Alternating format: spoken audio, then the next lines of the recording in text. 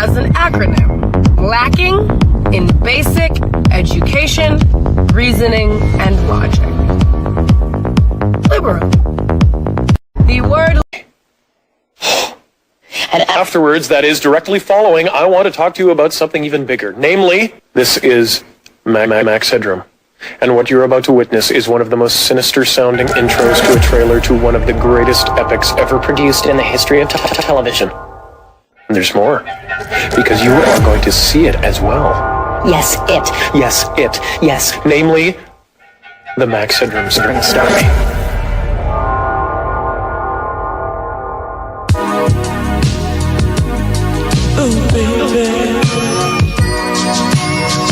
Yeah. Grown up shit.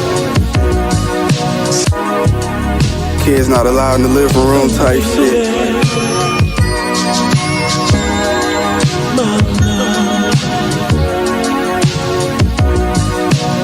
I don't know how to put this, but I'm kind of a big deal.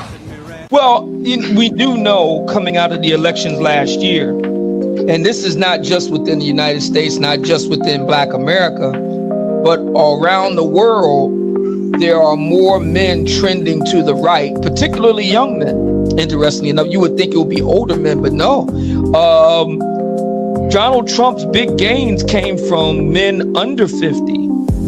So we're seeing this trend around the world. Now, to be fair, women are trending more toward the left, to be fair. But yeah, men are definitely trending more toward the right. And we're seeing that here in the United States. Black men overall aren't trending toward the right, but a substantial minority, somewhere between 20 and 25% did. I think that, like I said before, I don't see any serious challengers on the left in the midterms coming up next year. I just don't see it. I just don't.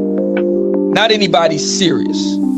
Do you have a lot of, carnival barker types, Oh, damn. Resistant to change. You only want to do one thing in one way. It's not going to work. Look at how lucky we are. In other places, I'd be shamed for saying how much I hate the people in the country, but here I get paid for it. Instead of cutting Medicaid, how about we just stop accepting conservatives? We hate normal Americans, and evil is our oxygen. Did you guys see some of the outfits at the Emmy after party? Some dresses cost more than a house. Well, if you're a poor. We're rich liberals, so we're better than everyone else. I think that Trump's moves with the HBCUs is going to exacerbate that because of the backlash that he's going to receive. And we're already starting to see this now. The backlash that he's receiving for doing that. It really makes black folks look on the left. It really makes them look bad. It really makes them look like sore losers. Really makes them look like looking a gift horse in the mouth. Even if just the smart thing to do would just say, thank you, and just keep it moving. But they're not going to do that. And I think that's going to wind up alienating even more black men and driving them to the right. Well, and to your point on that, also in the age of the death of prestige with regard to celebrity, the appointed political pundits that are supposed to speak for us, the death of prestige with regard to athletes, actors. She's bold, she's buff, she's doing everything alone. Strong black woman, muscles of might, saving the day all through the night. Bold, buff, all by herself. New strong black woman action. Lord have mercy, that's good. Bone just falls apart. Smoky, sweet, and righteous. Got sauce all over my tie, but I don't even care. That's the price of liberation, brother. Why are black women so keen to discuss black masculinity? Exactly. Give that man a prize.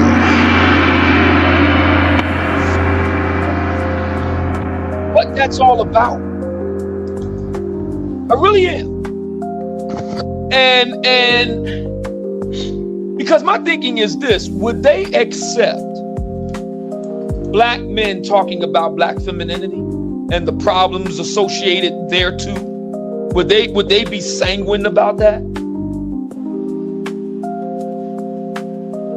I'm trying to understand, I noticed Bill Hooks did, And there's so many black women that have written about it, and they do these think pieces, and they appear on programs and this and that.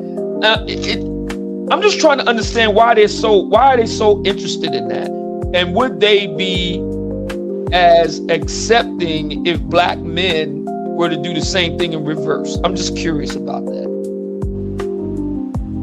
So that's, again, I'm going to take ownership of it myself. Maybe I'm the one that's a bit gun shy about this, but I don't know, man. It's something about, and I don't know Miss Ember personally, so it's not a personal thing. It's just the whole dynamic of black women over the years deigning themselves almost as authorities on masculinity. I'm trying to understand what that impulse is all about. In global news tonight, tensions remain high as diplomats convene for emergency talks. Experts are cautiously optimistic a resolution can be found. She doesn't know what she's talking about, but she's saying that, she basically doesn't like Trump, and anything Trump does, she's going to be against it. We know that. But what's interesting, MacGyver came along in the 80s, where the last of the American schools were halfway teaching things that made a difference. I remember I took a lot of shop classes. I was on the trades track. We had metal and wood shop. Yeah, metal shop, wood shop, and stuff like that. And I made a lot of things. And, we had automotive mechanics and stuff like that. And, made a lot of things. And that really kind of led to my career in the skilled trades as a machinist, machine operator, industrial mechanic. We actually did a lot of those things. We don't have those things anymore. And it shows with this H-1B piece. We don't have shows like MacGyver anymore. Exactly. You know what I mean? We don't have shows like the $6 Million Man. Oh, man. Yup. You know what I mean? That was another huge popular show. The Fall Guy. We don't have cartoons like Speed Racer. Or G.I. Joe. G.I. Joe. We don't have those type of shows that showed ingenuity.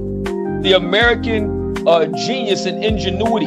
That's the reason why I love Robert Downey Jr.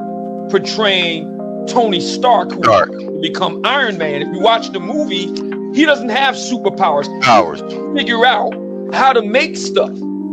And Iron Man is really about American ingenuity.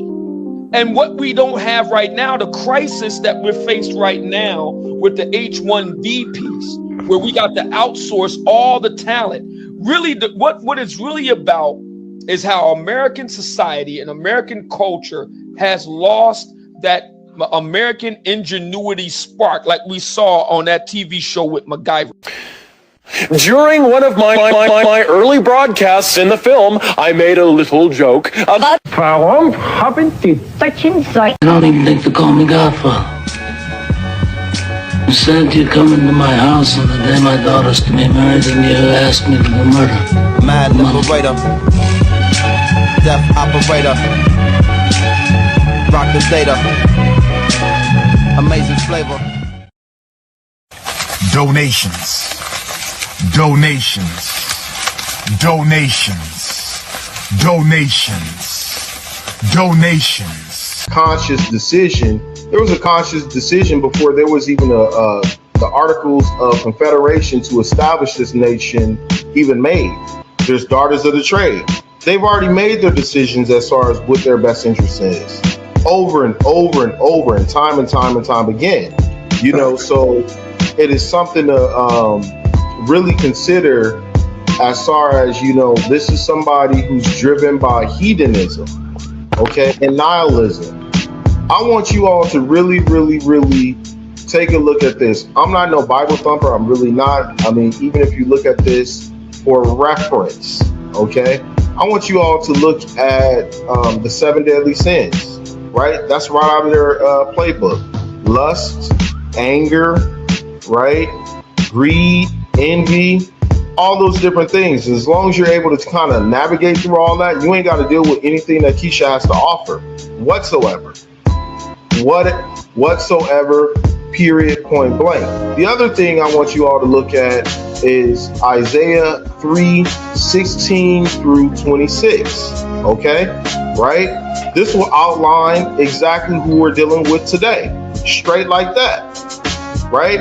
Now, like I said, I'm not preaching, I'm really not, but I want you all to at least look at it for reference and tell me that I'm wrong. I said this before, and your friends may not mean it, but single women keep women single.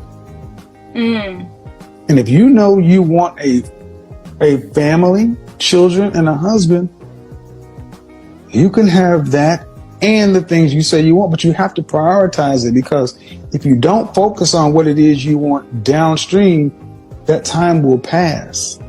I know plenty of women who really want to be wives and have children, but now their options are limited because they were not given the information that they needed to do something about it. These kind of conversations weren't around even 3 years ago. Oh, baby. Yeah. Grown up shit. Kids not allowed in the living room type shit.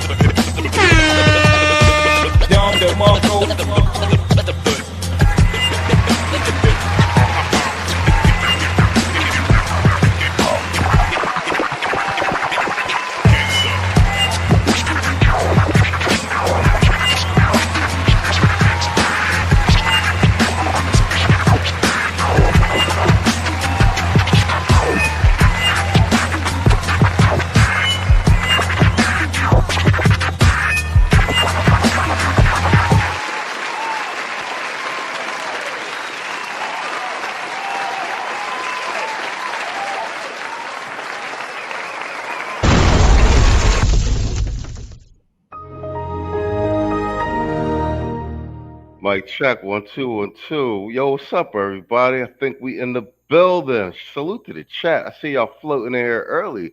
Appreciate y'all. Quiet storm in the building. No news. Yo, what's up? What's up, Aaron? Looks like you just renewed your membership. Member for 3 months. Appreciate you, Aaron. Representing from Canada. Please like the stream on your way in. Aaron and Quiet Storm is friends. Yeah, he outed her in the clouds on one of the news desks when he be giving out the free memberships and people pop up. That's how we know Aaron. She popped up on our news desk. What up with you? What up with you, Aaron? Who else we got in here, man? All right, bet. Michael Kwame Kaiju in the building. What up, Playboy? And no news. All right, bet. Let me get a sound check. Obsidian, what you sound like, Playboy? You gotta mute yourself. So do you, Saul. Okay, there we go. How you doing, Machismo? Yo, you sound great. Once again, man, we doing it again. I think this is episode 17. Mic 17. Check. There you go, play. Yo, let me hear you, Saul. Let me hear you. Yeah, mic check. Perfect. Yeah, you perfect. You sound great. All right, we in the building, man. Let's do it again. Pleasure to have you, gentlemen. We gonna get after it. Let me start off by saying real quick though, yo, salute to Saul And Quiet Storm is in the audience.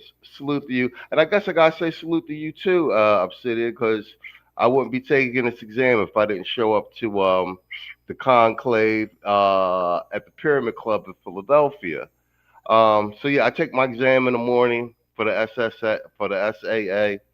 I got a 50-50 chance of it. But salute to Saul, man. Put the bug in my ear like, man, just do it. Salute to Dak, who's over in Vietnam right now to the end of November. That was my one-on-one tutor that Theo put on me to make sure I got it done. My accountability partner. He's actually a senior engineer working on like artificial intelligence architectures. But he called me from Vietnam day before yesterday. He's like, your test is Friday, isn't it? I think you're ready. I think you're ready. So yeah, my exams in the morning. So yeah, salute to Saul, salute to Quiet Storm, Dak, and once again, I got salute to you as well, Obsidian. Because if I didn't go to the conclave, I wouldn't have gotten to class. And for we do this for the public record things. For all of the things floating around in the air, and we have unlimited people doing testimonials on the conclave, and Obsidian's role in helping organize that and getting black men of all stripes from all over the world in one place, and upscaling men, and have been doing so for several years. And I don't know of any privately owned black male funded organization that is doing that. So to all the naysayers, you know who you are. I've been seeing videos lately, and I see people are reaching to make an argument, unfortunate though it may be. So that they show who shall remain nameless. But the arguments are reaches. They are reaches, and I even see in the chat some people, I mean, in the comments being like, "Yo, you're reaching a little bit there, bro. You're reaching a little bit there, bro." But you know, like Kevin used to do, just ignore him and keep working. Mm-hmm. Yeah. And that's mine for the public record. That's all you, Obsidian. Yeah, going to the well one too many times is starting to get really noticeable by other people. They're starting to notice that it's getting a little janky now. You know, especially since a lot of it is old news. Like, I mean, I say this to Saul all the time. Like, yo, Obsidian, I be saying to him like, bro, but if we dealing with Obsidian, at least we know what we're getting. You understand? I be saying, you know what I'm saying? Like, it's not like a secret. Like, you know what I'm saying? Like, it's you know what I'm saying? Like, you either deal, you know, you gonna do business with them or you're not. Like, but at least like there ain't no fucking surprises type shit. You know what I'm saying? And like a lot of this shit is reaching, and it's old news. Like, bruh, like another news water is wet. Like, you know what I'm saying? Stuff is popping right now. Like, you know what I'm saying? Yeah. You know what I'm saying? Let brothers rock out. You know what I mean? You know what I mean? Go ahead, it's all you, old man. Let me get an opening statement. Well, the wait is now over. It's official. You know, Scott Galloway's book is out. I just got it this morning. I read about 2.5 chapters. I'm going to really sit down with it. Well, I really can't do it over the weekend because I got a brother that's going to be coming in out of town. A 𝐷, Jeet Kune Do, Kali, Filipino martial arts instructor. He'll be coming in town tomorrow. And we're going to be, he's going to be working with me to, we're going to be putting together a joint course, self-defense course, incorporating cane, walking stick, as well as empty hands and bladed weapons. In other words, that would mean knives. So that's going to be for the conclave. We're going to be coming through, and he's going to be coming through this weekend. And we're going to be doing that. So I don't know if I have time to sit down with Scott Galloway's book, but I will sit down with it and go through it thoroughly. And I've been waiting for this. I've been waiting for Galloway to make his entry in written form so I can really go through it. And I have some thoughts about all this. I already wrote him one open letter, so I guess you can kind of see where things are going from there. But the book is out. and he's making the rounds, and the battle was joined. And you had some thoughts about Galloway that we'll get into by and by, and I have some thoughts as well. We'll deal with that later on in the show. Spot on. No, I mean he deserves the treatment since he out here campaigning. So we might as well do the rebuttals for the public record. Long are the days that mainstream media can push their narrative, shape everything, and get no pushback and wait for it retroactively. They're having a very hard time making their narrative stick these days, thanks to us et al. So, open a statement, Playboy. Hey, salute to our co-host Obsidian. How you doing? Hey, what's up, brother? All right. Salute to the audience. Y'all ever so present, man, who make this possible. Y'all are the pulse of the space. So. Oh, good. Okay. Yeah. Somebody decided they wanted to call. Oh, no doubt. Yeah. But in a nutshell, continue on, man. Fighting a good fight.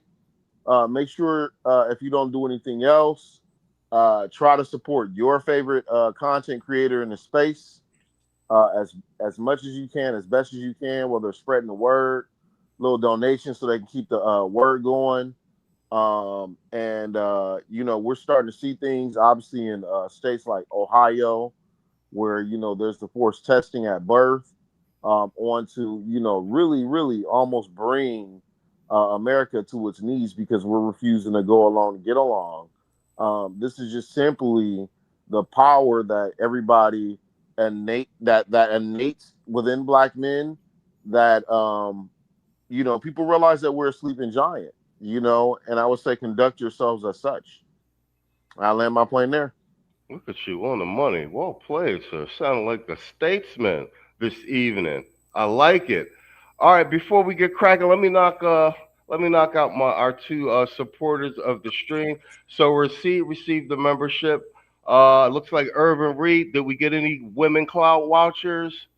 Saracen, that might be a female, but I think it's a guy. Red Falls got one. Irvin Reed, so received. Chris Cola, that might be a woman. But all right, so salute to.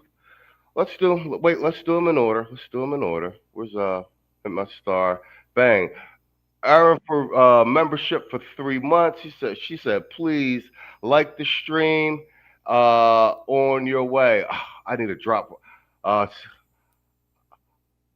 have a drop for a female? I had Gail's drop up in here.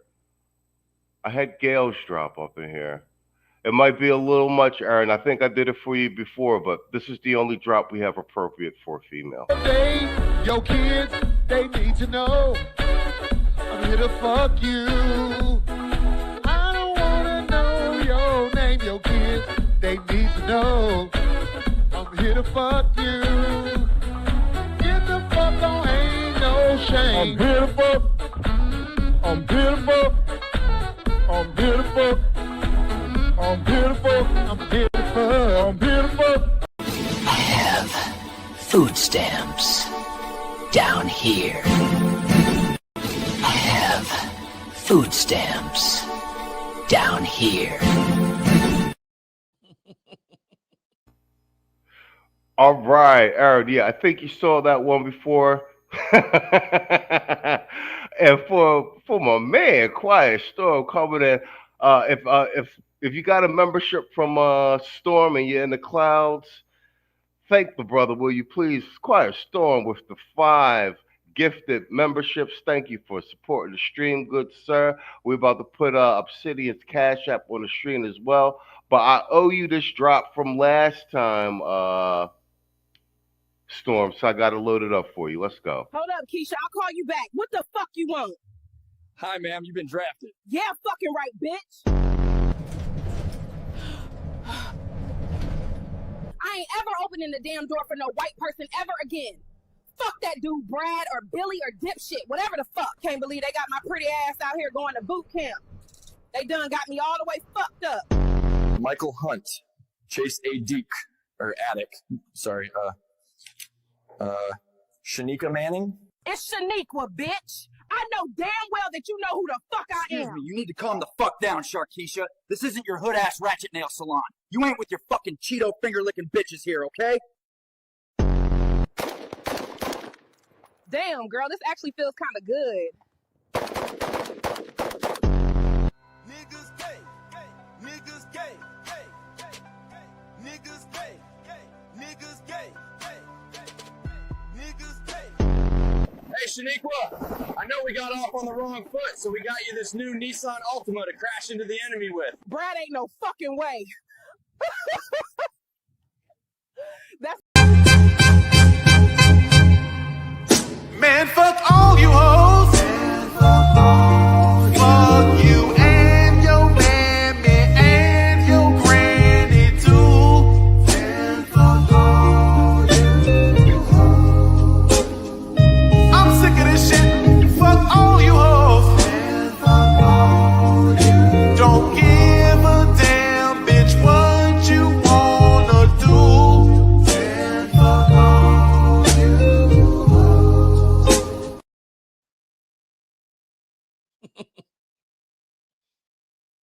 Where's Saul? Where you at, Playboy? Mic Bang. check. All right, there you go, Saul. All right, we're in the building. All right, let's go. Real quick, let's get some small talk out of the way. Well, we covered this on Sunday, Obsidian. So we talked about it at length, pretty much. But I'm very interested in your take. Well, Saul and myself are interested in your take on the election of basically a full-fledged communist, Mondami, into New York. What's just your general take on that with regard to the Democratic Party, blue states, as it were? Like, what's your cold read on that? Mamdani's got two problems. One, he's a communist. Second, he is of Muslim background and at the very least won't denounce Hamas. New York is the epicenter of American Jewry. Facts. And he will encounter problems as, you know, things wear on. He's going to have economic problems, and he's going to have, to be brutally frank, anti-Semitic problems. Pretty much in a nutshell. No, I agree with that. What do you think in general about the fact that he actually won? I mean, aside from the ticket being split with Stilwell not wanting to drop out and stuff like aside from the actual mechanics of it, what say you? I think that it speaks to a divided party, no question about that. And right now, there's talk of AOC might primary against Chuck Schumer. Scott Galloway, who we're going to be talking about tonight, has made it known that he's willing to drop 100 large on AOC right now if she will primary against Chuck Schumer. So there's a divided party. I don't see any major threats on the horizon coming from the Democrat Party at this point. That's not to say it can't change, but in the short term, I just don't see it. I think that Mamdani happened because of the fierce anti-Trump sentiment on the left, but over time it's not gonna pan out over time. No, I would tend to agree with that. I would tend to agree with your call on that. They can't win a national election with that. The majority, they're sequestered to the blue states, to the blue districts. But I think it ties into the initial conversation we were having early on about one of our previous episodes about black men getting active on a state level, because that's where we'll be able to enact the majority of change. Speaking of which, Saul and I emailed that Republican brother with the I believe it is paternity testing in Ohio, that bill. We're going to follow up with them. But yeah, those are the things that we I'm in agreement with you that that is the direction things need to go. Saul, you want a piece of that initial commentary before we jump into this these Tommy Curry screen pieces of conversation you sent me? You know what? No, I'm ready to go on ahead and get to the meat of this stuff, you know? All right, let's go. This is just for the audience's edification, because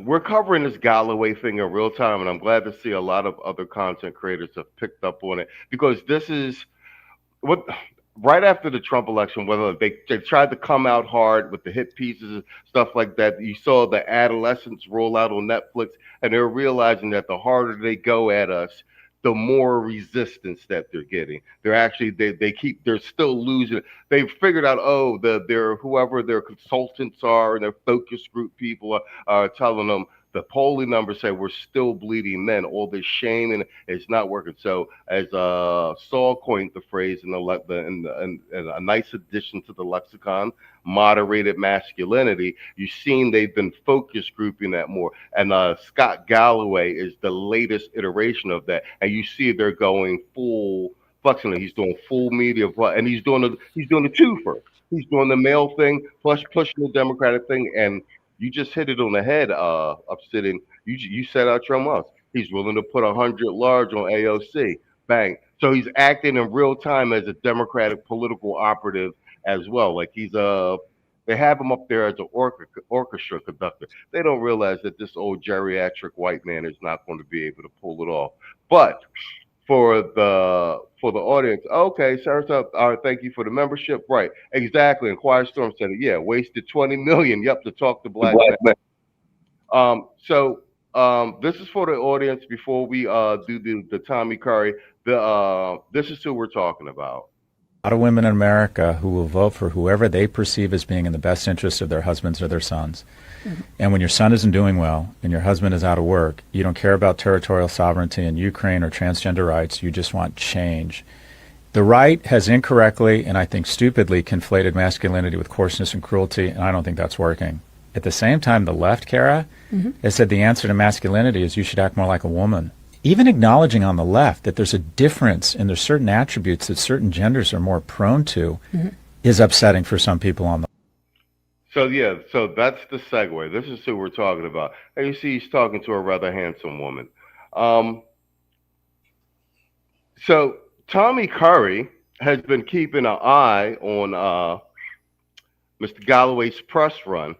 And I've got a series of screenshots that Swole sent me. But let's it's Tommy, and it's apropos that Tommy Curry has been what do you call it? Hold on, I loaded up the wrong one. This is 2020-25. Hold on, let me load up the other one because this is after this one. I want to read it from the beginning. Well, here, actually, why don't I read it from this one isn't on the screen. I'll read this one and then I'll pick up from where it's at on the screen. So this is a post from Tommy Curry on Facebook. That's not what's on the screen. I'm going to read the pre-part.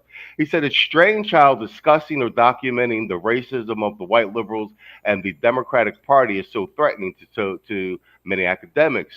There was a concerted effort by segregationists and white feminists to divestment black people of civil rights gains in the 60s. This is a fact written about by several legal historians. Why does it cause such a stir among white liberals today? This moment should be a wake-up call concerning the vulnerability black political consciousness has to co-optation by the right and the left. That's Saul and I and Tito have been having this ongoing conversation for months now. If Ann Coulter's racism can be recast as a pro-black talking point that mirrors some contemporary theories in black studies, just as intersectionality was co-opted by liberals and Democrats, it suggests to me we have a problem with diagnosing the efficacy of black resistance and political action. That's in general. So this is all related to a conversation that Gallo was having on MSNBC. So I'm going to read what's on the screen. And yet again, Obsidian, Oh yeah, and yet again, white men can write the very same thing a black man writes and be celebrated, while black men are told to fall in line and not mention it. Him repeating a lot of the talking points that are in the Black Manosphere. Black boys' suicide, depression, and antisocial measures were much higher than whites even a decade ago. There was no sympathy. Hell, black feminists started posting about assortative mating.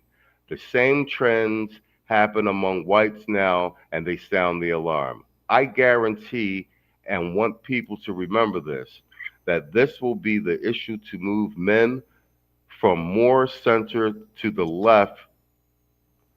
Saving men and boys, which really means saving white men and boys, will now be on the agenda for whites and even white liberals. Exactly. Mark my words, saving white men will be the new political ground of America. And yet again, when black people have the opportunity to discuss the progressivism of black males, their resilience, and their support for egalitarian policies, black academics chose to call them patriarchs, trash, and bullet bags. Well played. What say you, Obsidian? Pretty damning statement by Professor Tommy Curry. This just goes to show you how far and wide Scott Galloway is getting with this message. And I agree with Professor Curry. I'll go ahead and just let it slip. So back in April of this year, I wrote an open letter to Scott Galloway, as well as Steve Bartlett of Diary of a CEO and Logan Ury. And I said, listen, the stuff that you're talking about, Galloway, just back in April, the stuff you're talking about, the manosphere has already got covered. Get fit, check. Make more money, check. Get a life, check. Meaning have a social life, get women, get girls, etc. We already got all that covered. Let's just get right to it. Two things. The real issue you have is you don't like the way we talk about women. Fair enough. But is what we're saying wrong? The answer is no. How do we know that the answer is no? Because Galloway himself confirms the 80-20 rule. He calls it Portia polygamy. He slaps another label on it, but it's the same thing. So he doesn't really disagree with us. He just doesn't like how we talk about women. And my response to that is, so what? As long as what we're saying is true, which he confirms it is, there's really nothing else to say. So it really does go to Saul's point about moderated masculinity. It really does. He really makes a really good point there. As a matter of fact, it's something I'm going to have to put in the book, which brings me to my next point. Professor Curry is 100% correct. Scott Galloway doesn't say it, but we all see it. This is save the white males. And you want to know something? I don't even have a problem with that. And I'll tell you the reason why. We good. We got the Black Manosphere Conclave. We good. We good. We figured out how to crack this nut. We've cracked the code. We got a well-oiled machine, and we rolling. We wish our brothers from another mother nothing but the best. Matter of fact, speaking of which, we're starting to get brothers up from another mother up in the conclave. And they're welcome to be there, just like a white brother, if he wants to go to Morehouse, fair enough, as long as he knows it's Morehouse. You understand what I'm saying? It's the same deal with the conclave. You're welcome to go there as long as you know it's the Black Manosphere Conclave. And they do. They're very quiet. They just go about their business. They don't make a whole lot of ruckus or whatever. Everything is cool. So my thinking is this. I'm going to take that open letter that I wrote earlier this year, and now that the book is out and it's official, I'm going to expand that open letter into an entire book. It's going to be one long open letter in book form in response to this. As soon as I get done with the Book of Short Kings, hopefully that'll be the end of this year, I'm going to put the Book of Black Female Aggression to one side for a moment. That can keep. I'm going to jump on this. So that's the plan, and I'll leave it right there. Well played. As a matter of fact, this is a perfect opportunity to try this out. Shout out to Quiet storm for the Bionic Man sound drop. I'm trying to upload up the Bionic drum. He sent that to me in real time. He sent that to me.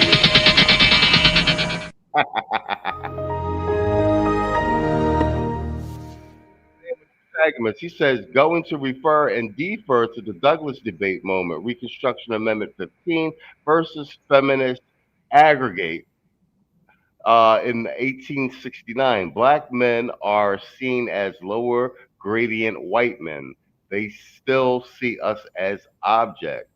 Excellent segue for you, Saul. What say you of Dr. Curry's statement, as well as Obsidian's commentary and Nameless Protagonist's two cent as well, especially taking it all the way back to Reconstruction, a conversation that you and I have frequently. Well, Nameless is obviously correct. This is the part where we have to be mindful of shoring up our own interests or whatnot. We've seen what happened with the whole feminist movement, where they more or less used, quote unquote, if we want to call them that, our sisters as mules, and then of course we got the blame for all that stuff looking monstrous and dehumanized or whatnot as a result of it. And to Nameless's point, that's exactly how they see us or whatnot. So, I mean, we can continue to chip away, have our scholars speak their mind and actually point out and frame who this is coming from. Right now, Scott Galloway, a man who's achieved a lot in his own right, is a marketing professor. Facto. And people forget that. Okay, versus Tommy Curry, who is a world-class social scientist, right? So if I'm going to go and get a car built, I'm going to go to a mechanical engineer. I'm not going to go to an architect. You follow me? So what people do is they get these people, right, with these institutional names, and they slap them in there as experts. And a lot of people don't even vet that, right? Now, there's nothing for Scott Galloway to lose by, speaking of bad social science, because that's not what his career is. That's not his expertise. You understand what I mean? Which makes me feel that this is part of a larger project of political containment, which is, him as the representative, moderated masculinity. Now, Tommy Curry underwent through the whole crucible, right? He went through the bullshit at Texas A&M, and is now doing what he's doing over in Edinburgh, University of Edinburgh, very prestigious, by the way, right? And taking up the mantle on behalf of black men, and using that in the framework of what we like to call genocidal studies, where they talk about in-group and out-group aggression, or whatnot. So he's very, very much an empiricist. And, obviously, he's not getting any of the attention or support or acknowledgement that the Scott Galloway guy is getting. Now, this is the reason why, I encourage you men here is to not only to support our advocates, also support our academics within the space. We have plenty of warriors, we have plenty of advocates or whatnot, but there's guys out there who's actually publishing and contributing to the literature so people know exactly what's going on, because you never know, later on it's going to come across some commission, some committee, maybe even some legislative body, whatever the case may be, just so that we can address this. So, and salute to Tommy Curry, man. We ain't going quietly. We're not. So I love his resolute. So I'm gonna leave it there. Let my plane there. No, that's a whole factor. You spot on. I want to address two things in the chat, and then since Obsidian's got the book regarding Kevin up, I want to take the opportunity to make a statement on that as well.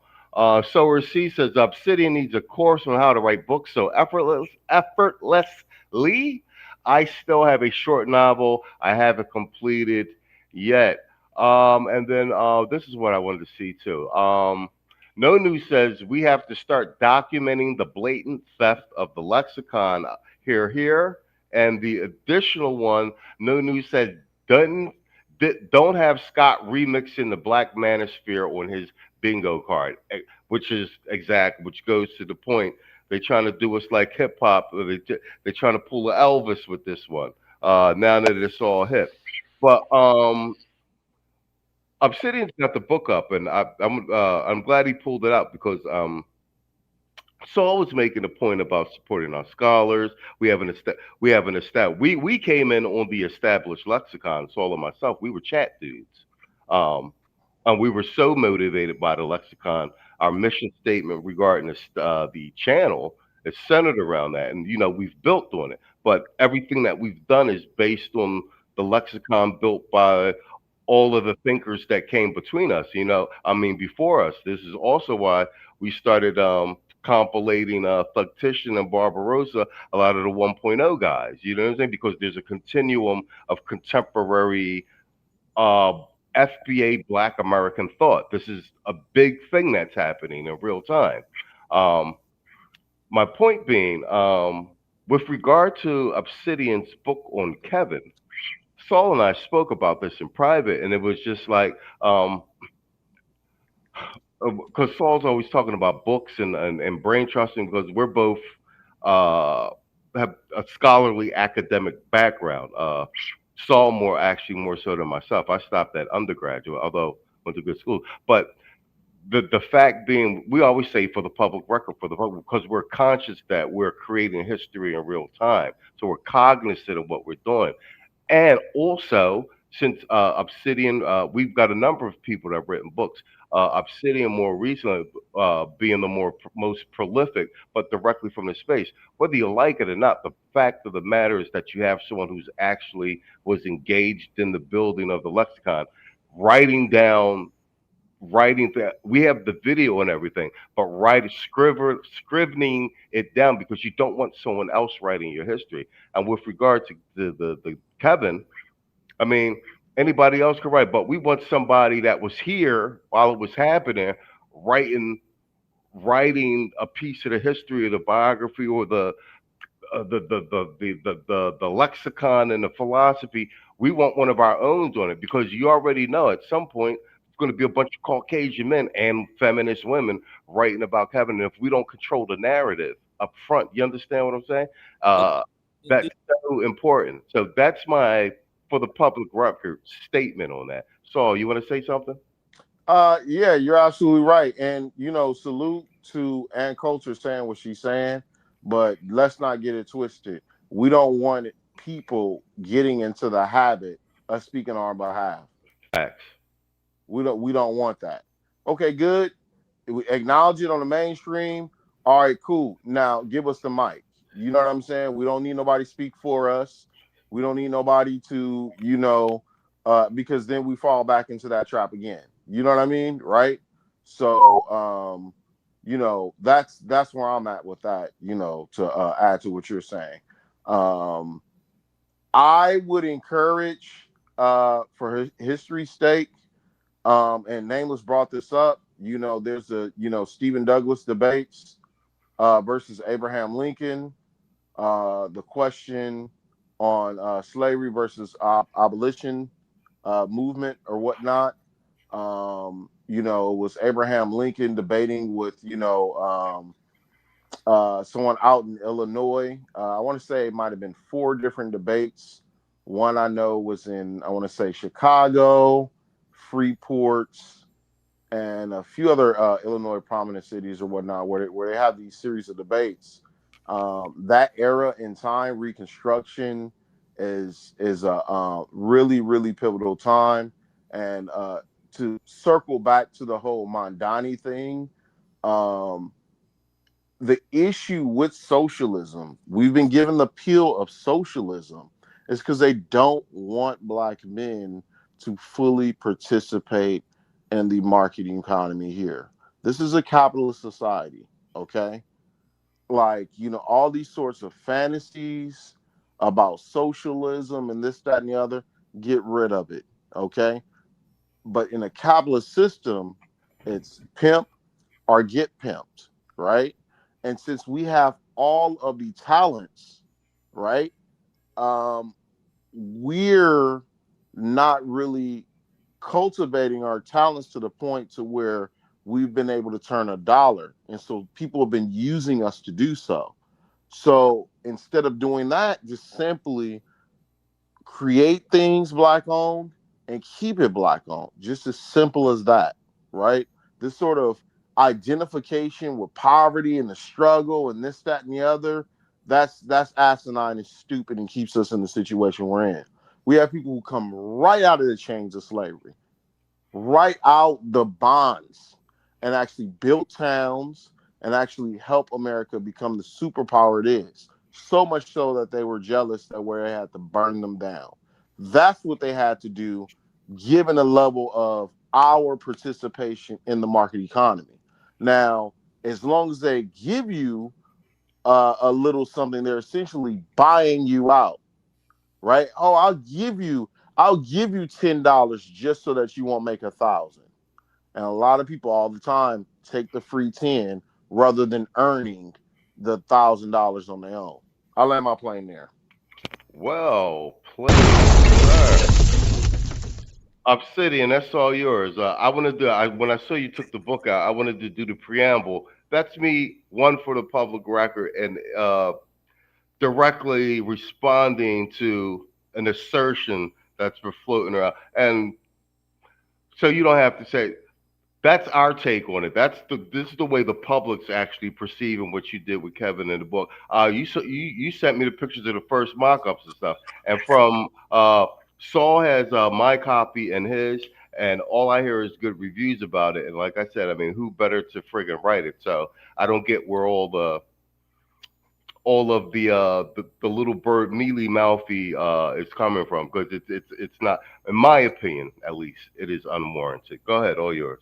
Yeah, I think that there's merit to the idea that Dr. Tommy Curry is getting at, that black men can be saying these things and they're not taken seriously, they don't get support, and then white guys come along and remix it, if you will, and they get major acclaim. New York Times bestseller list, Amazon #1, you know, all the news shows, all the symposiums, and so on. I think there's something to be said for that. And that's the reason why it's so important, brothers, that you support your authors. Because otherwise, and I'm not saying Scott Galloway set out to do this. I'm just saying what the perception will be and what the likely outcome will be. If they don't get out in front, if you, my brothers, don't get out in front and support your authors, you kind of leave them open to other guys kind of setting the tone. And so that's the reason why I've been such a stickler for writing books over the years, because I'm trying to make the case to brothers that we need your support. It's just that simple. Otherwise, or you can let the other guy run with the narrative. I don't know about you. I'm not comfortable with that. I'm more comfortable telling my own story than having someone else do it. So that's why I do what I do. But each tub got to stand on its own bottom. So there you go. Spot on.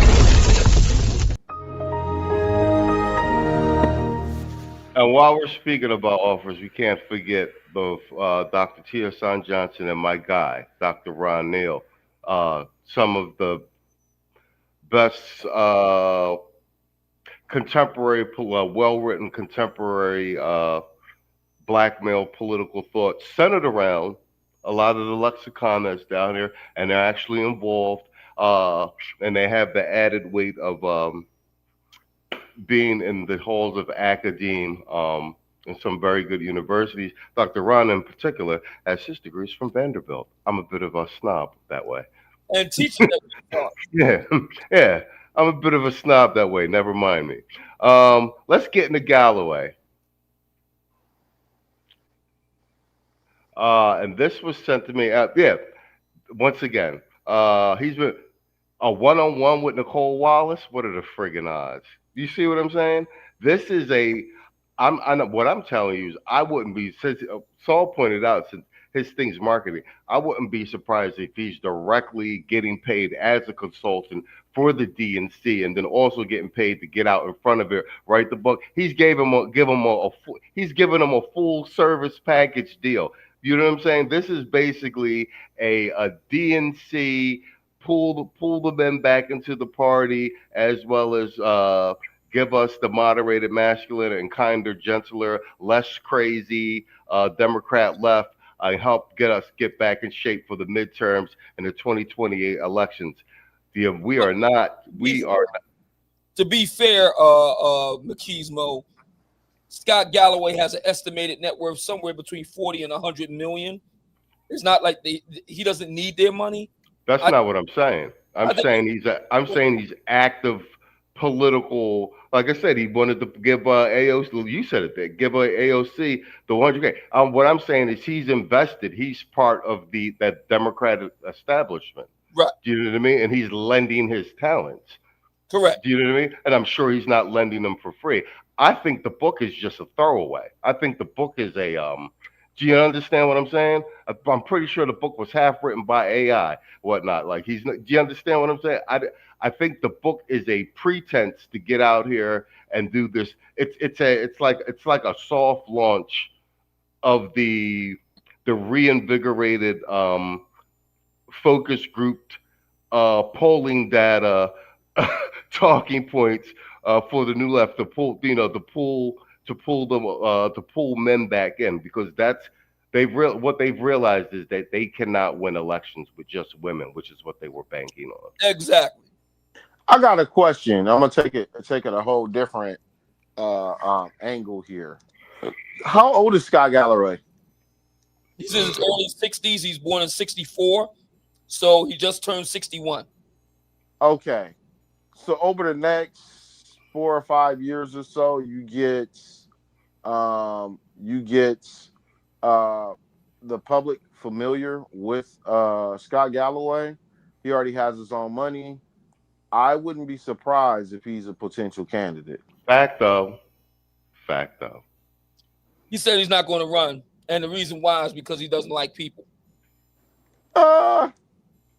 People say that all the time, right? We never know.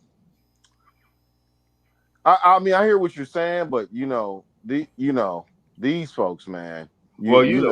And what we've learned with the Democratic Party, for them, it's not even about primarying and it's about running. It's about anointing. Do you know what I'm saying? He won't even have to run. Do you know what I'm saying? They're gonna see and play the board and see where like I said, they're trying to get some traction behind this guy. They're trying to do a moderated masculinity remix of the Jordan Peterson effect. I think he's going to be more of a kingmaker. I think he's going to try to play that role. He's going to, if he's got 100 million, he's got some cash to spread around. Yes, sir. He's going to try to see if he can try to field a bench of young Turk type, Democrats, young in their 40s, let's say, which is pretty young for a politician.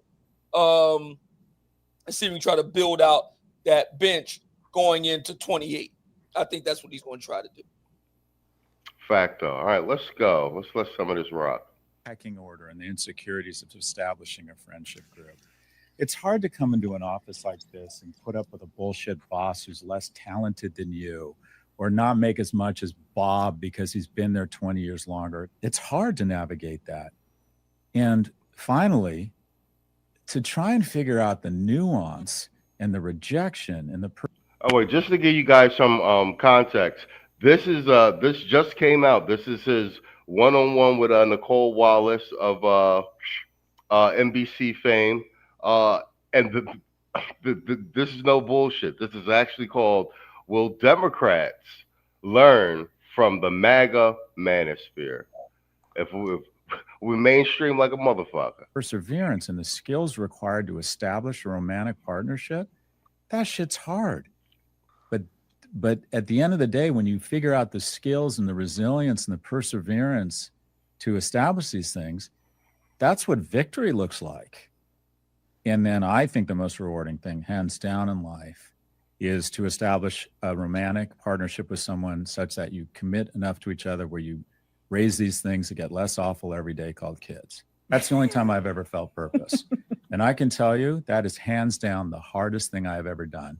And it happened because I was so attracted to someone that I mustered up the courage to endure humiliation by approaching her under the sun of midday without the benefit of alcohol at a pool in a hotel in Miami called the Raleigh Hotel.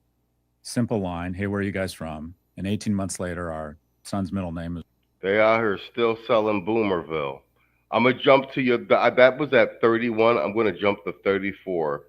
But they're still... They want men to approach women. They're still out here selling Boomerville.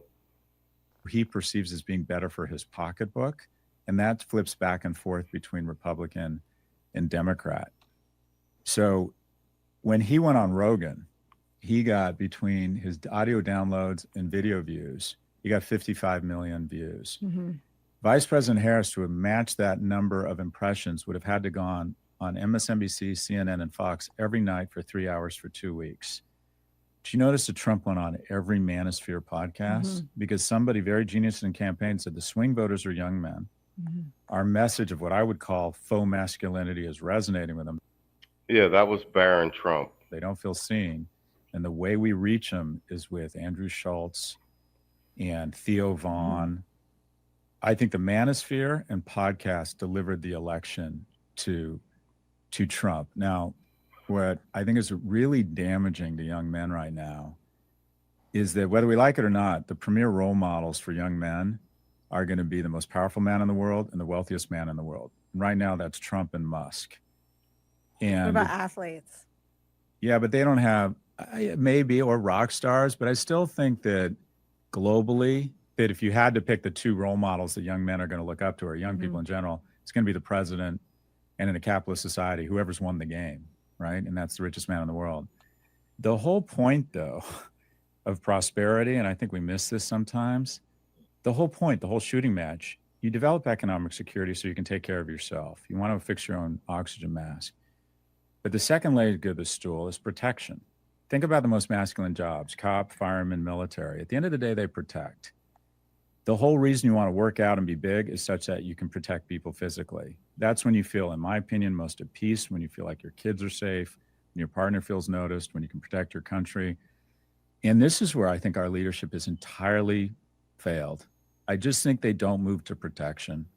Being sued concurrently by two women for sole custody of that child because you have not spent any time with that child, that couldn't be any more anti-masculine. Figuring out a way such that in the most prosperous nation in the world that kids are going to go hungry, there just couldn't be anything. And they're trying to manufacture hunger. I mean, it's not an accident that they're refusing to solve. It's a benefit. They're designing a way to not provide. And I'm gonna stop right there. I want the commentary on them blatantly saying that the Manosphere won Trump the election. But did you see this pivot by Nicole Wallace when he's running down the problems with their actual party and why they're losing, how she immediately pivots it and turns it into, well, essentially, well, screw the men. Like, this was the problem. You peep that, right? Go ahead. This is the one you sent me, Obsidian. It's all yours. I think that the point about faux masculinity kind of jumped out at me. And I'm like, what is fake about Elon Musk about to be the world's most richest man ever in human history? He's already the richest man to begin with by a wide margin. Yeah, he's about to be worth $1 trillion, right? Half $1 trillion, but he's on pace to be the world's first trillionaire. Okay? XAI, SpaceX, Starlink, Tesla. I mean, what's fake about that? And if you want to talk about personal failings, and I'm not here to say that Elon Musk is the perfect man. No, Victor Davis Hanson, I don't know if you can find it, but Victor Davis Hanson breaks this down beautifully. A major flaw of the left is that You have to be perfect in order to be good. That's a major flaw of the left. You have to be perfect in order to be good. And Victor Davis Hanson says, no, you just need to be just a little bit better than the other guy. And if we're going to follow by that logic that Galloway brings up here, by that logic, Martin Luther King ain't shit. Why? Because we know that Martin Luther King was not faithful to his wife, Coretta Scott King. We know this because J. Edgar Hoover's FBI was shadowing him and had all the tapes, literally. So by that same argument that Galloway is making against Elon Musk, by that argument, Martin Luther King, everything that he did comes undone. By that same argument, George Washington, our nation's first president, might as well kick that to the curb. He had slaves here in Philadelphia. Thomas Jefferson, do I need to go into that? I mean, where do we go with this? Malcolm X would have zero credibility. Zero. We know his backstory. I mean, my thinking is, I just think that Galloway just comes across as a hater. I hate to say it, but I mean, you know, he's got this hater thing with Andrew Tate. He's got this thing with Elon Musk. He's got this thing with Trump. It just sounds like you just hate. And I'm like, why? You winning. You are winning. Why are you hating? Why? Elon, listen, man, as far as I'm concerned, look, do I think that Elon could have did a better job in his personal life? I do. But, I mean, we're going to just turn a blind eye to the good that he's doing for the world? We're going to turn a blind eye to that? XAI? Come on, man. I mean, it just sounds like hating. Faux masculinity. Come on, man. And it only highlights Saul's point about moderated masculinity, which, if we're going to start talking about what's fake and what's not, I'm just saying. And I'm trying to be fair and balanced with Galloway because there are things that Galloway does that I'm in full support of. Men need to be more fit. Check. Men need to be making more money. Check. Hint, hint. This is where you buy the book, fellas. 100 signed to 75 unsigned. Cash App, $, Obsidian Radio. Make that Cash App ring. Men need to get a life. I've been talking about this. A gentleman has a social life. I talked about that in the first book, the Black Book. I've been talking about that for years. So we all agree on that. So where's the real issue? The real issue is partisanship. He's on the left. A. B, he don't like what we have to say about women, but he can't say that we wrong because he says the same thing we say. He just calls it a different name. We call it the 80-20 rule. He calls it Porsche polygamy. Either way, it's the same thing. So I'm like, Galloway, Scott, stop the hate. Stop hating Tate. Let the courts do what they do. Stop hating Elon, because your hating ain't going to stop him becoming a trillionaire. Stop hating Trump, because you already know the deal on that note. Just do what you do to try to field candidates on the left. Good luck with that. Spot on. Nameless Protagonist says, I'm going to say it. The only issue is those dudes you listed aren't Marxists. I think it's really that straightforward. Fact, the Frankfurt School gave them this F-less BS to govern family facts and masculinity. Yeah, I think a tremendous part of this is a huge social engineering experiment that I think manosphere content in general, and then the breaking off of the manosphere proper and the black manosphere, which I actually think made the message stronger, is and the speed and proliferation of these talking points and this information was something that no one expected, and they're such on a back foot with regard to its ability to galvanize hearts and minds of the men in particular, and without the men, you don't have a society. Saul, what say you, sir? You have to unmute yourself. Yeah. I mean, I concede to Obsidian's point. Like, yeah, this is obviously some hating or whatnot. People have to have this sort of deification or sanctification or whatever, and without really. Oh, and by the way, as defined by women, by the way. Fact. Let me qualify it. Well, let me give that asterisk there, right? You could be knighted by women, and all of your problems, are washed down the drain to the likes of Derek Jackson, right? Because the mental gymnastics that they go through to legitimize somebody like that.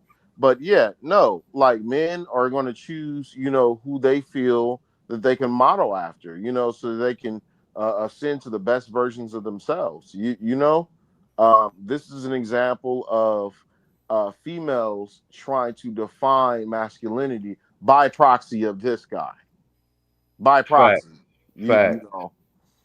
But that's where I'm at with it, No, I think you think you're both spot on with your take. All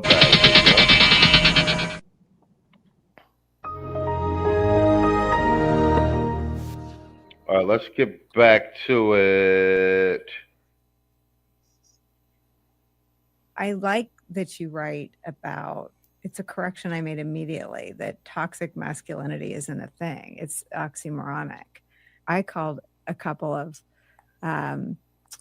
guys that I know felt disaffected after 2024. And I said, why don't you start like a BDE pack, like Big Democracy Energy, like what masculine, and this was after the cabinet came together. Yeah. And you've got Hegseth was investigated for rape allegations. Matt Gaetz was his first choice for AG, who was repelled by his own Republican caucus. They repel no one. I mean, why isn't there an effort, forget about politics, I guess, for a second, but hopefully it ultimately benefits politics, to rebrand like male energy and what masculinity is and isn't in a way that grafts onto our politics?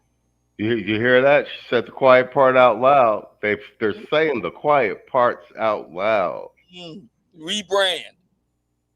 Rebrand masculinity so that it aligns with our politics.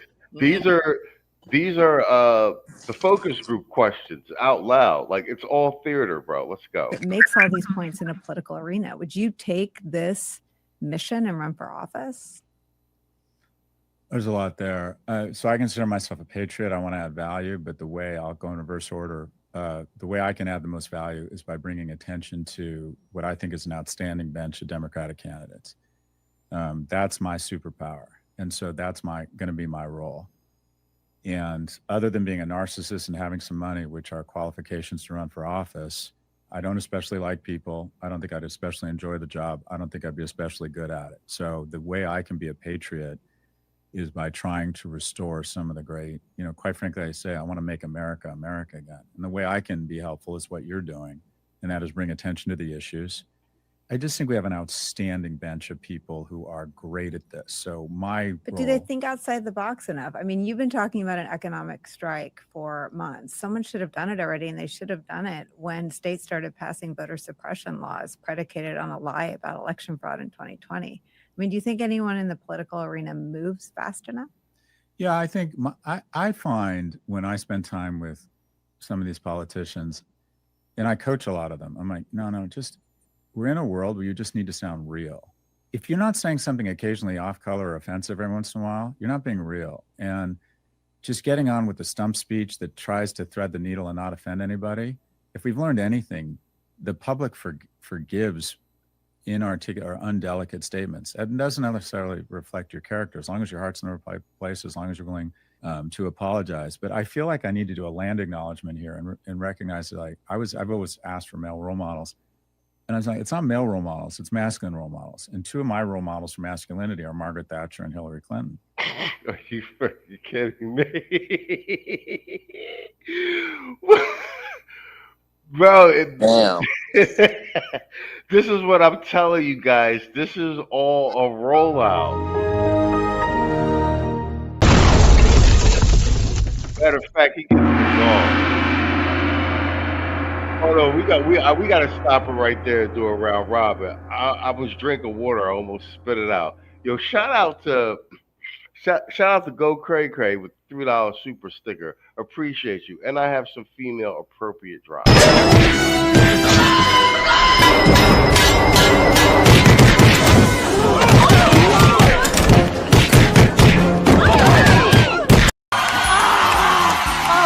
We got more pricey games coming up in the second half of the show. Don't go away, folks. We got more pricey games coming up in the second half of the show. Don't go away, folks. We got more pricey games coming. I have food stamps down here.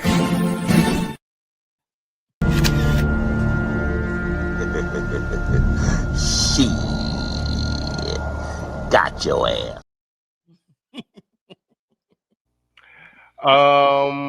Saul, you jumped on that. You wanted a piece of that. Let's go. Yeah. I mean, yeah. I'm gonna defer. I'm gonna defer real quick. I'm in the middle of something, but I'm gonna have to punt and then circle back around. All right, cool. All right, that's all you, Obsidian. What I had to stop at the. This is what I'm saying. Like that. This is all a marketing setup. I've masculinity, but I don't say man. And my masculine figures are Margaret. Come on, bro. Like that little snippet. Just give me what you got, bro. Like not even that tail end piece, but the whole thing. Her setting up the question, him answering it, bro. It's all staged. Quick comment. I'm sorry. I really apologize, Obsidian. Sidebar, Nameless is asking if he can come on up. Obsidian? Are you? All right, cool. Let's drop the link. All right. Go ahead, Obsidian. Yo, Nameless, I'm gonna drop the link in the chat, bro. I think that between AOC last month essentially crapping on short kings, of which there are 15 million in the United States. Facts. And Scott Galloway getting up there on the dais and saying that his idea of masculinity is Hillary Rodham Clinton and Margaret, the Iron Lady. To be fair, Margaret Thatcher, the Iron Lady. I will give him a half. Yeah. I'm with you on that. I'll give him that one too. But it's still bullshit. Hillary Clinton. They're going to bury the Democrat Party as backbenchers for the next quarter of from now to 2050. I'm like, Scott, what the F? You already got a lame ass title for your book. Facts. On being a man. Facts. After the algebra of happiness, after the algebra of wealth. I mean, duh. It's a slam dunk. The algebra of manliness, Scott. I mean, what the hell? Okay, fine. Now you get up there and talking about your idea of masculinity is Hillary Clinton.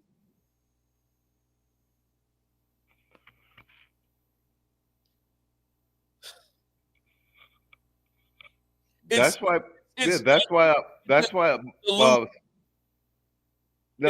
Saul's phrasing is perfect with his moderated masculinity. We're seeing it happen in real time. Go ahead, I saw you, Obsidian. I think we had a delay. Just saying, with this type of stuff going on, it's JD's race to lose. Really, that's really what it comes down to. It's JD's race to lose. I don't see what my thinking. Well, first of all, we already know the deal with white men and Hispanic men. They're not going for this stuff. So really, it comes down to black men. When you really get down to it, what male voting bloc is going to go for this crap? I hate to say it, black men. No, I agree with you, but a lot of them are the boomers and the rainbow, the Backdoria persuasion. I think that we're doing a good job at this pace that we're going, that we'll be able to whittle away. We already reached our 20%. We already got our Pareto distribution, which was the goal. We already have that. I think we can whittle a good 35%. And I don't trust the exit polling anyway. They haven't figured out how to poll the black man separately. But I think that we could push a 35%. I think that's very feasible. Like, we've been nonstop. I mean, we got brothers talking about the midterms. When the last time that happened? Yep. We'll have enough pool, like you said, 35%. That's all we don't need 50%. We don't need 75. 35% is enough of a serious tipping point. Yeah, when we got operate as a swing vote wedge. Do you know what I mean? We swing either way. That's our leverage. We don't need 50%. And like I said, we already have our Pareto distribution. And we saw that 20 plus percent. It sways elections. It sways elections. I agree. So we're firmly operating in the Pareto distribution, and I think that we could slowly whittle to about 35-38%. And like I said, I believe stronger with Patrick Bet-David's exit polling numbers, his internal exit polling numbers from the November election, that he had black men at like 32%. Yep. So I think that Galloway made a big gaffe with that one. What the hell? Anyway, go ahead, Saul. Nameless protagonist. Go right ahead. What you want? Nameless, you there? Let me get a mic check. Microphone check. All right, perfect, man. Nameless, good to have you here, man. It's been a long time, bro. Yeah, man. I've been in the dojo training for a while, studying, man, just observing these things, and I guess I pop up here and there. You probably heard me on the line. I see you pop up here and there. I like the joint you did with Hood not too long ago. Conservative. That was a good back and forth. All right, well, let's just put you in rotation with this joint here. Saul, you there, Playboy? Yes, indeed. All right, why don't you take a piece of this? And we're gonna float. I'm gonna pass it to Saul, then pass it to you, Nameless. We're gonna put the 3-minute rule in effect so we can get one more segment with Galloway. We're at the 1 hour 22 mark. We're gonna wrap in about 15 minutes, guys. So let's go. Saul, you want a piece of that last piece, and then pass it to Nameless. Well, I'm not trying to go for low-hanging fruit, but I have to piece it all together. I mean, look at the body language, with the cross legs, he's trying to would you say exuberate gentleman society, and it's not, you know what I mean? Even within gentleman society, there's trials, tribulations, crucibles, and things of the sort, tests and trials of manhood, right? Like going hunting, or obviously going golfing, or the sporting sort of scene or whatnot, right? This guy here is to me, like I said, and I've called it before, and the level of ridiculousness, by stating what he stated actually fuels the sort of ideology, as in is a woman really a woman? The lack of, all of a sudden, over thousands of years, we have the sort of amnesia about what a woman is, or gender altogether. You know what I mean, right? So let's just call it what it is at this point. This is a containment campaign. You know what I mean? And this is why I've been encouraging guys in the space, to go multimedia, whether it's, electronic or books or other things like that, to diversify, because what they're trying to do is, come over to YouTube and then obviously have more likes, more eyes, and this, that, and the other. And unfortunately, we're a culture of, let me associate myself with clout, rather than, what's generally, good medicine for you. And this is why, we're purveyors of the red pill over here on this side, unapologetically. Not no, diet version like this guy is saying, So that's where I'm at with it, for the most part. All right, spot on. Yeah, Nameless. I don't know how much of the show you saw from the beginning, but we read some commentary from Dr. Tommy Curry on this recent run of Galloway as well. So it's all yours. You got 3 minutes on the floor, but give. And you had good input in the chat as well. So what's your take on all of this? So you guys may have seen what I've done with political Mandalorianism, and the objective behind it was to get people to remove themselves from party identity and orient themselves around establishing contracts and leveraging power. And it's important to understand that we have had a kind of political context in this country that's been dictated to us in a specific language of Marxism. And when you can trace where that originates from, it leads you back to the moment that I was describing with the whole Frederick Douglass debate against the former, I guess they became suffragists later, but they began as abolitionists. And the argument was black men were getting the opportunity to vote before educated white women. And when you understand that our stake in politics has always been a matter of survival and not preference, it begins to really contextualize why we needed business, why we needed to focus on money, why we needed to focus on logistics and the means of gaining access to industry. And what's important about that is Marxism, by definition, is anti these things. Anti.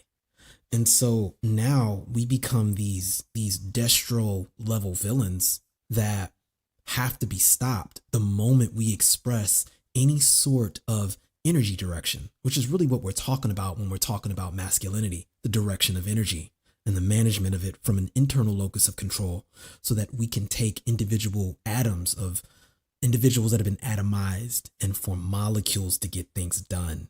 I'll use a biochemistry comparison. If you look at the way carbon and silicon operate, when more atoms of carbon and more atoms of silicon aggregate, they form crystals. They can operate on their own volition without needing to change anything. Their value is determined by the purity of the element. When you get into the way men operate, we are a molecule. So if you look at the way water operates, we are an oxygen atom that can put to use these hydrogen atoms as well through the property of valence, so that H2O then can be aggregated to get things done. That is a developmental process that requires external sources and things from the outside that would have been provided for you from your culture, from your parents, the men in your family in particular. These are things that have been seen as problematic as a result of a lot of the Marxist institutions, such as the Frankfurt School, that have informed a lot of politics on the left. And I mentioned the F list earlier. That's important.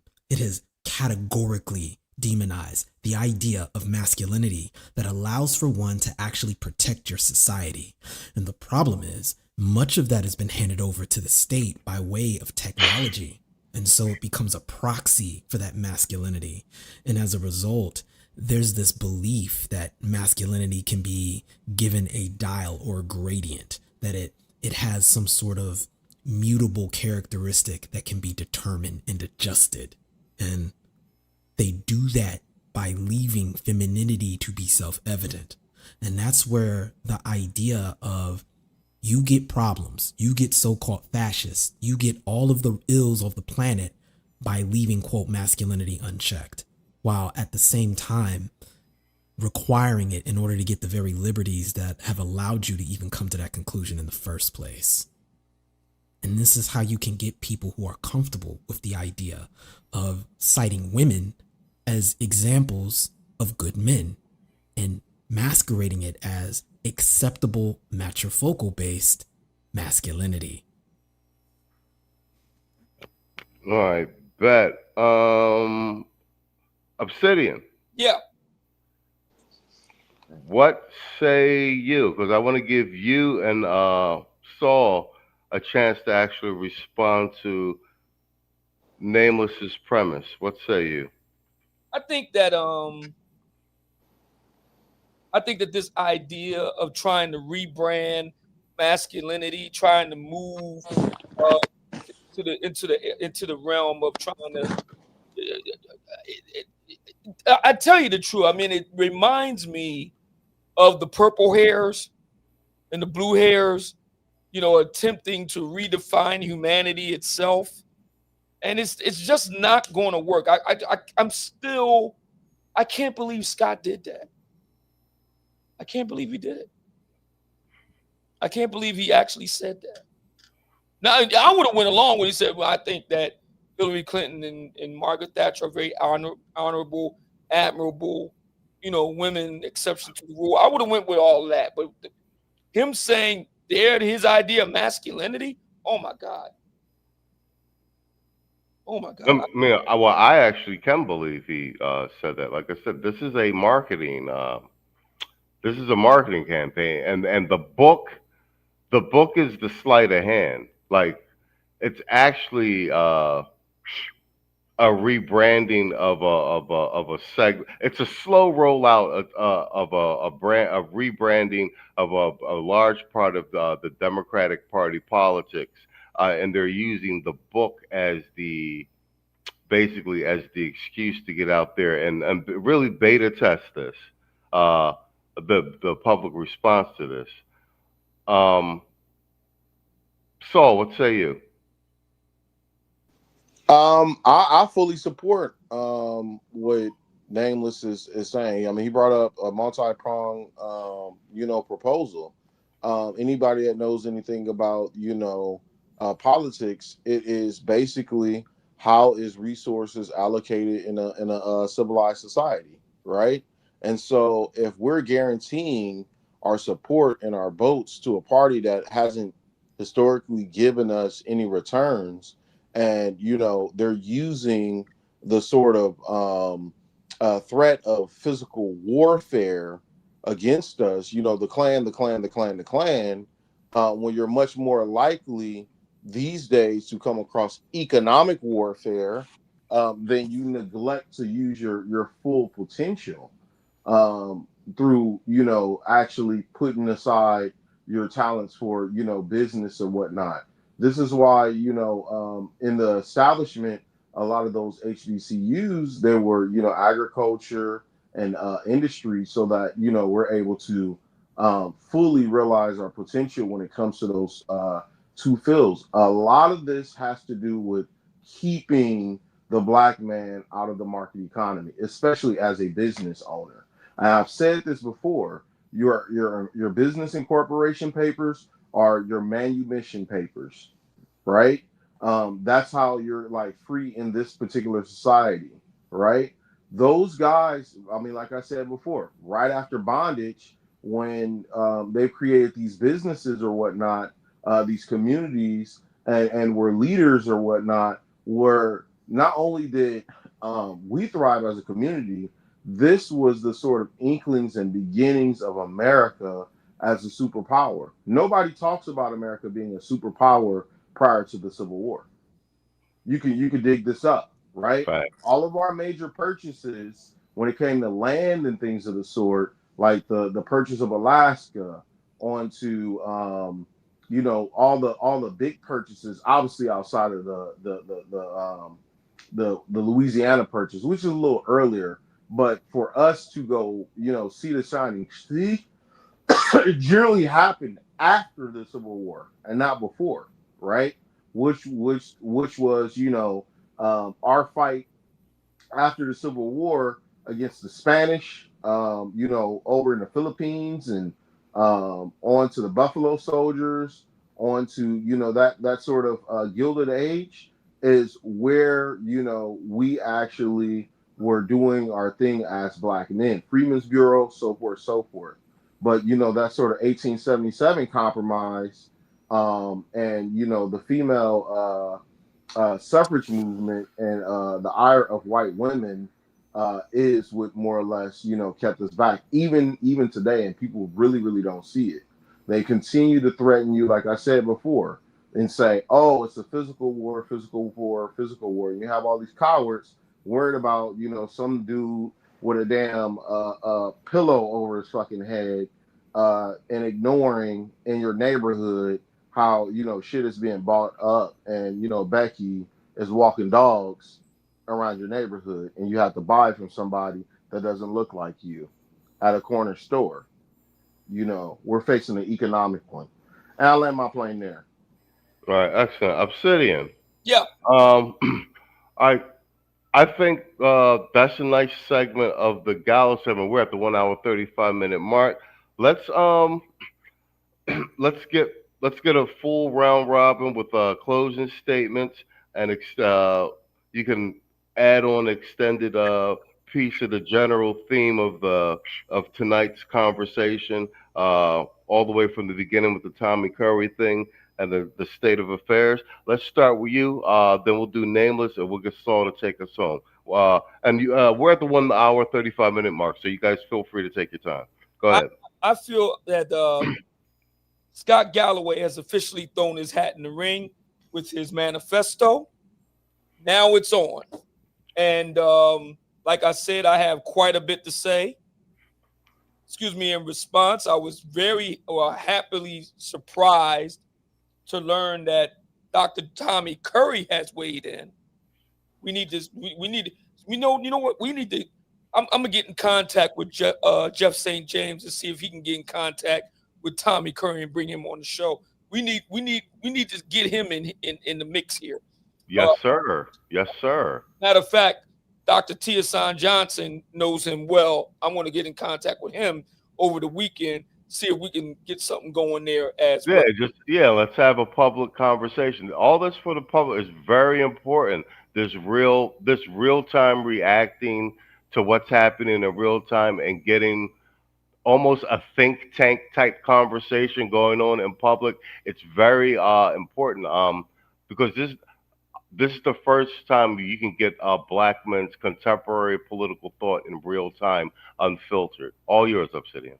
Yeah, so I think that Galloway's major problem is not Trump, Elon, Tate, or the manosphere. His biggest problem are angry single white females that are embedded in the Democrat Party. That's who his biggest problem is. You go to his Instagram, his Facebook is shot through with angry single white females who are tearing him apart. And the reason why is because everybody knows he's trying to save the white males, and that is a non-starter on the left. It's that simple. Does he have good ideas? Yes. Do I think he's pandering? Yes. Do I think that he's got some crazy ideas, some bullcrap ideas? Yes. But his biggest problem are angry, single, white females. The Democrat Party can't alienate them, or they won't be a party anymore. They have ran off the James Carvilles, the Bill Clintons, the Al Gores, and what is left are women and black men.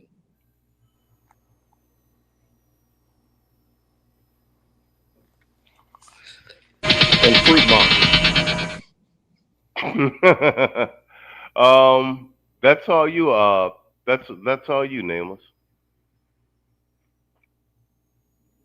So I'll put a link in the chat there for some statistics for you to consider. I think that I'm just going to double down a little bit on what I said earlier, because I think this is good for a round of conversation, because we need to re-articulate this word Marxism.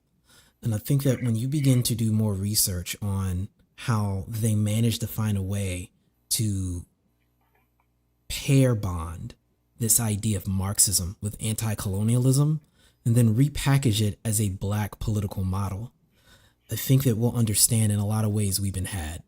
And what this did was it made us very convenient pawns to be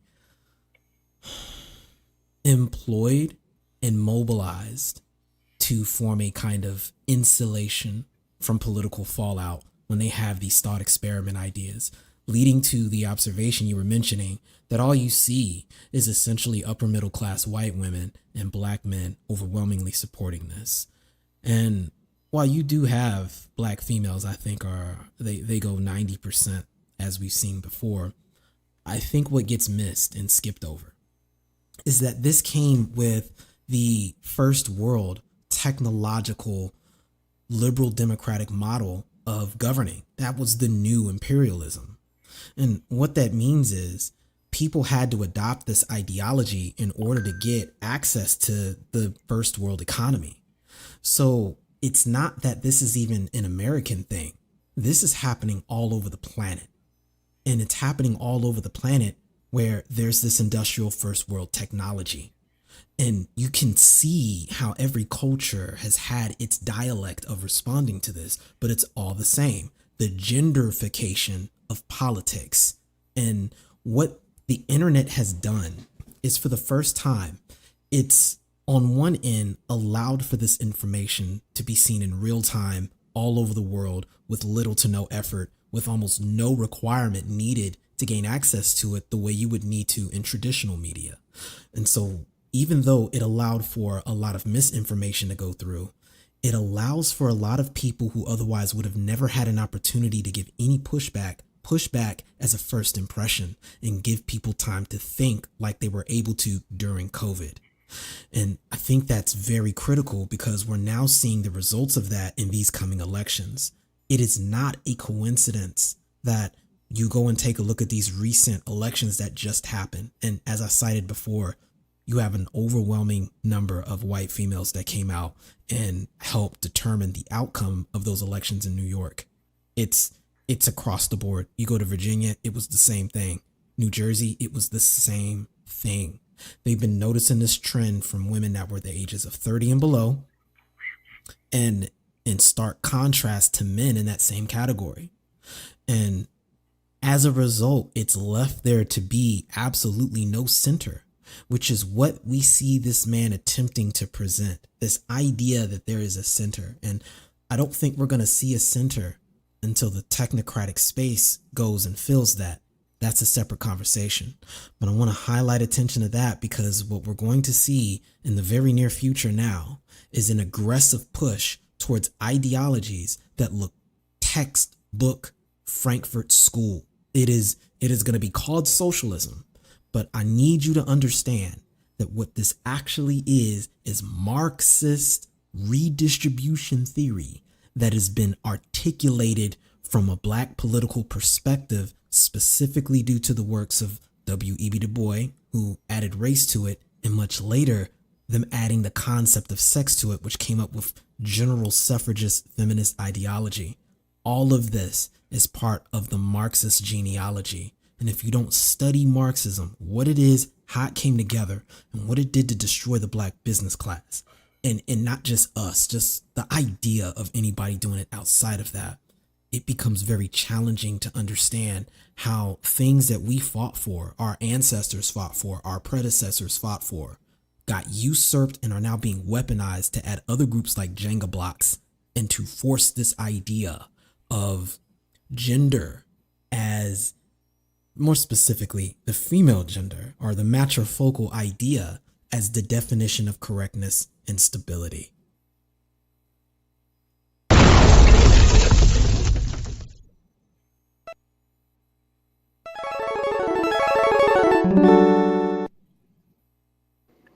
All right, Saul, that's all you. Take us home, Playboy.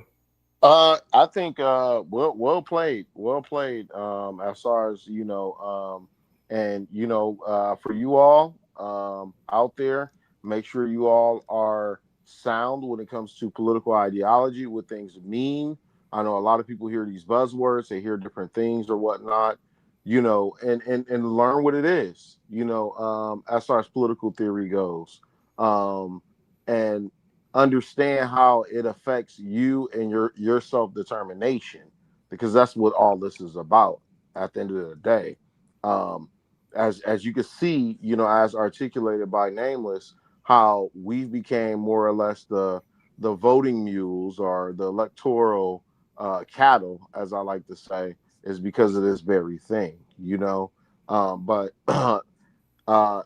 in a nutshell, as far as Scott Galloway, I think, like I said, in order to counter voices like this, you all do your business to, you know, support our scholars in the space. They're already on it. They're already, you know, on the front line. It's funny because about maybe 6 weeks ago, I think I might have nudged my cheese. I'm like, man, it was an okay fall and summer, man. What's going on with the scholars? Did I not say that? So where's the PhDs? Did I not say that, right? That's a whole fact, though. And no longer did I say that, they're like, rah, bitch, we're here. You know what I mean? Like, you know, they're already on it, like, you know, like it's on sugar. And and you know, as proposed here tonight, there needs to be, you know, a sort of wider and broader discussion, a think tank session, as far as, you know, what is actually happening, so that we're able to be strategic about how we move, given all the moving parts now. Salute to all of the panelists, Obsidian, and obviously Nameless. You know, you're always welcome here, by the way, you know, and the audience who's you know, participated. But, you know, Nameless is like a ninja, man. He'll throw that smoke bomb down and disappear and reappear when you know, you're at least thinking about it, and it's like, matrifocal. Okay, he's here to provide weaponry. So excellent. But that's my two. I'll let my plane there. I'm using my new sounds. Quiet Storm City. That's Bionic Man. Yo, Obsidian, it's your sit down. You get the last word. What you got? Anything? Take it away. I think that this is the opening salvo and what's going to be a really, really big conversation. One thing is for certain. The manosphere has definitely arrived. It is mainstream now. We are the tail that wags the dog. I like that. We are the tail that wags the dog. I like that. All right, I want to thank everybody for coming out. Nameless, us, man, thanks for coming. All right, I think you're our second pop-up guest. First one was Obsidian. I mean, not Obsidian, was BGS. So it looked like we pulling down some heavy bandwidth over here, Obsidian, with these sit downs, bruh. I think so too. You're good and looking forward to many more such pop-ups in the future. Yes, sir. All right, so just all the housekeeping aside, we'll be here Sunday panel as well. We'll be back with Obsidian next Thursday. I'm sure you guys will all subscribe to his channel. I share a lot of his streams on the community tab. Nameless at me if you're streaming or putting something up, and I'll repost in the community tab. We put our community tab to work. I think we got the most active meme warfare going on the community tabs, like hands down, period. That being said, man, thank you everyone who supported the stream, our members, Patreon. You guys really support the channel. Thanks everybody for coming out. Like I always say, can't do the goddamn show without you. And salute to my illustrious panel, Obsidian. Thanks for what is this? This is episode 17, if you can believe it. It's a pleasure having you over here as a residency. Nameless, as always, you're welcome over here. Saul, you know I can't do the damn thing without you. Till next time, ladies and gentlemen, I want to say good night and good luck.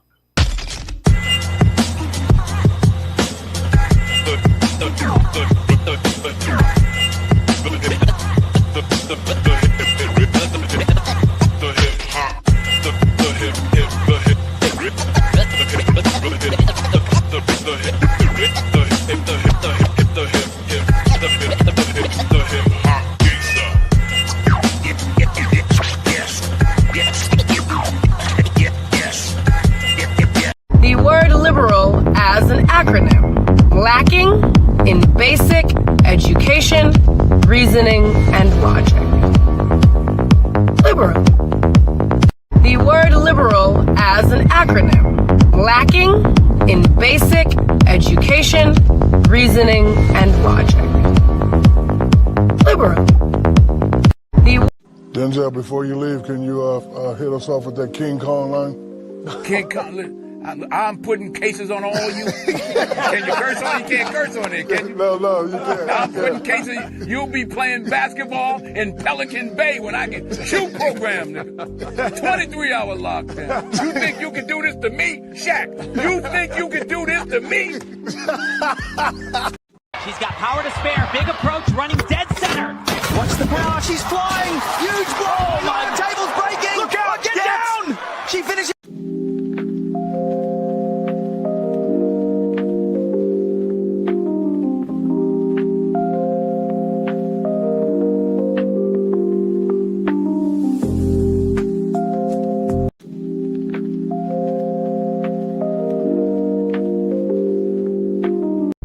Wake up in the house, I look up, I see girls everywhere. I see bells everywhere. I see scales everywhere. I see hair and everywhere. I get mail everywhere. I get mail everywhere. I get mail everywhere.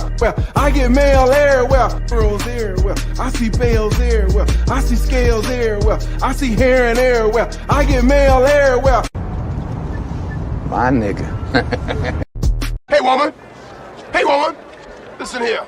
Since your old man ain't got no heart, maybe you'd like to see a real man.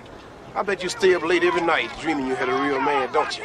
I tell you what, bring your pretty little self over to my apartment tonight, and I'll show you a real man. You want it, you got it! You got it! Can you help this bad bitch with a bad itch get rid of her bacterial vaginosis? Ass crack, ass crack. Let's look inside. Can we use a pussy scratcher?